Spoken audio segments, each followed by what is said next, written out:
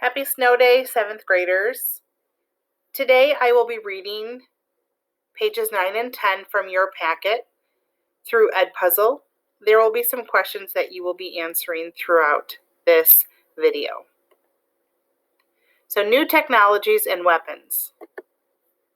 World War I was the most devastating war that had ever occurred up to that period in time. Approximately 17 million soldiers were killed. A major reason is because scientists and inventors on both the Allied and Central Powers sides worked constantly to improve current technologies and weapons, and to invent new ones that would give their side an advantage. Trench warfare, tanks, airplanes, machine guns, chemical weapons, gas masks, U-boats, and battleships were some of the new and improved technologies and weapons that emerged during World War I. Many battles of World War I were fought on the Western Front, an area of land that bordered France, Belgium, and Germany. Because of the landscape of this region, troops on both sides dug trenches to protect themselves from enemy gunfire and artillery. Soldiers hid in the trenches while firing on the other side. The area between each side's trenches was called no man's land because there wasn't any protection from enemy fire. Many soldiers who attempted to cross this area were killed. Because neither side could advance, trench warfare caused a stalemate that would last years. Neither side was able to gain ground, and millions of soldiers were killed. Here is a picture of the no man's land with barbed wire fences. And here's a picture of the trenches that the soldiers used for protection. The first tanks were used by the Allies in September 1916. These armored vehicles were very hard to steer and unreliable. Many broke down on the battlefield. However, the Allies saw promise in this new vehicle of war, and by war's end, tanks were very effective and used regularly in battle. The tank was not the only vehicle to be introduced to battle during World War I. The airplane began to be used for military purposes. So in the picture on this slide is the first tank that was used in 1916. Airplanes were initially used to collect intelligence about enemy troops, but by the end of the war, they were used to drop bombs on opposing troops and cities. Airplanes had machine guns mounted on them, so they could shoot down enemy planes. These were called dogfights.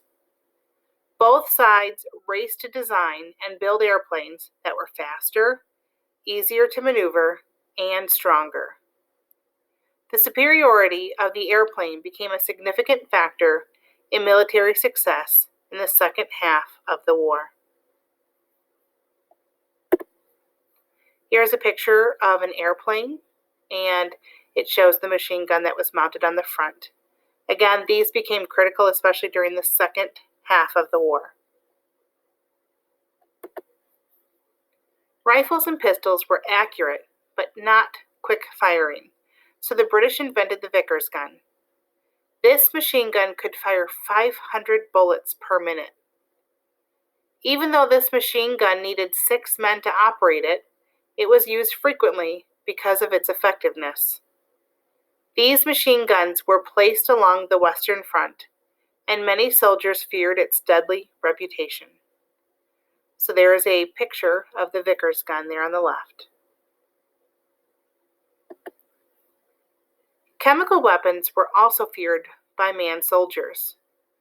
Germany was the first country to use chlorine gas in 1915, and mustard gas was later developed and used by both sides.